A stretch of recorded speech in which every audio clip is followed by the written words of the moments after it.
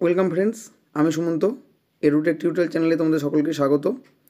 আজকে তোমাদের সঙ্গে আলোচনা করব 2025 সালে মাধ্যমিক পরীক্ষায় তোমাদের কী করা উচিত বা কী করা উচিত নয়, বা কোন কোন বিষয়গুলি তোমাদেরকে মেনে চলতে হবে। যারা এবছরে 2025 সালে মাধ্যমিক পরীক্ষা দেবে অবশ্যই তারা ভিডিওটি দেখবে, প্রথম থেকে শেষ পর্যন্ত দেখো, তাহলে তোমাদের বিষয়টি ক্লিয়ার হয়ে যাবে। আর যারা চ্যানেল ইতিমধ্যে আছো তাদেরকে বলবো অসংখ্য ধন্যবাদ সঙ্গে থাকার জন্য, এবং যারা চ্যানেলে প্রথম আছো বা নতুন তাদেরকে বলবো চ্যানেলটি সাবস্ক্রাইব করো এবং পাশে থাকা লাল বেল আইকনটি ক্লিক করো, যাতে পরবর্তীতে এই ধরনের ভিডিও বা আপডেট তোমরা খুব সহজে পেয়ে যাও। এবং ভালো লাগলে অবশ্যই এটি কমেন্টস করতে ভুলবে না, এবং লাইক করবে ও বন্ধুদের সঙ্গে শেয়ার করবে, যাতে বন্ধুরাও এই বিষয়টি জানতে পারে। কী বলছে দেখো, প্রত্যেক বছরের মতো একই ধাঁচে WBBSC মাধ্যমিক পরীক্ষা হলেও প্রশ্নপত্রে QR কোড এবং সিরিয়াল নম্বর প্রযুক্তি ব্যবহার করা হবে, যাতে প্রশ্নপত্রের গোপনীয়তা বাড়বে এবং তাতে কী হবে, প্রশ্নপত্র ফাঁস এড়ানো যাবে। তার সাথে সাথে কিছু নির্দিষ্ট পরীক্ষা কেন্দ্রে মেটাল ডিটেক্টরের মাধ্যমে চেকিং হবে। আচ্ছা, মাধ্যমিক পরীক্ষায় কী নিয়ে যাওয়া যাবে? Original admit card, registration card, এগুলো নিয়ে যেতেই হবে। এগুলি ছাড়া পরীক্ষায় বসা প্রায় অসম্ভব, কিন্তু হয়তো পরীক্ষায় বসতে দেবে। এবং তোমাদের স্কুল থেকে হেডমাস্টারমশাই যদি ফোন করে দেন, বা এখন বর্তমানে হোয়াটসঅ্যাপের যুগ, হেডমাস্টারমশাই তার হোয়াটসঅ্যাপ থেকে ওই স্কুলের হেডমাস্টারমশাইকে হোয়াটসঅ্যাপে পাঠিয়ে দেন, তাহলেও সেটা গণ্য হবে বা পরবর্তীতে নিয়ে যেতে হবে। প্রয়োজনীয় লেখার সামগ্রী অবশ্যই পেন, পেন্সিল, স্কেল, জ্যামিতি বক্স, এগুলো, জলের বোতল, রুমাল, লেখার কার্ডবোর্ড। লেখার কার্ডবোর্ডটা ট্রান্সপারেন্ট হলে ভালো হয়, অর্থাৎ যাতে এদিক ওদিক দেখা যায়, সেরকম হলে তবেই অ্যালাউ করবে।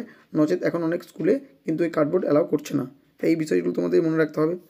কী নিয়ে যাওয়া যাবে না? মোবাইল ফোন বা কোনো ইলেকট্রনিক্স গেজেট বা ডিভাইস। পরীক্ষা কেন্দ্রে মোবাইল ফোন বা কোনো ধরনের ইলেকট্রনিক গেজেটস সম্পূর্ণরূপে নিষিদ্ধ। ইলেকট্রনিক ঘড়ি বলো বা স্মার্ট ওয়াচ বলো বা ক্যালকুলেটার, কোনো রকমই নিয়ে যাওয়া যাবে না, এগুলো সম্পূর্ণরূপে নিষিদ্ধ। পরীক্ষা কেন্দ্রের কিছু গুরুত্বপূর্ণ নিয়মাবলী।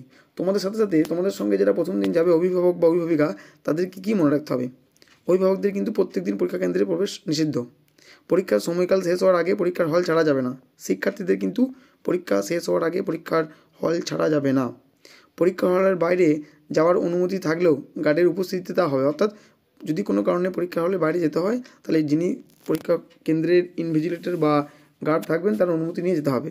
পরীক্ষা দেওয়ার সময় অবশ্যই মনে করে অ্যাটেন্ডেন্স সিটে প্রশ্নপত্রের সিরিয়াল নাম্বার এবং স্বাক্ষর করতে হবে, অর্থাৎ তোমাকে যে প্রশ্নপত্রটি দেওয়া হয়েছে তার মাথার উপরে একটি সিরিয়াল নাম্বার দেওয়া থাকবে, তার নাম্বার, এবং তোমাকে সই করতে হবে। প্রত্যেক দিনকার ব্যাপার কিন্তু এটা, প্রত্যেক দিন তোমরা মনে করে সইগুলো করবে, নাহলে কিন্তু তুমি অ্যাবসেন্ট হয়ে যাবে।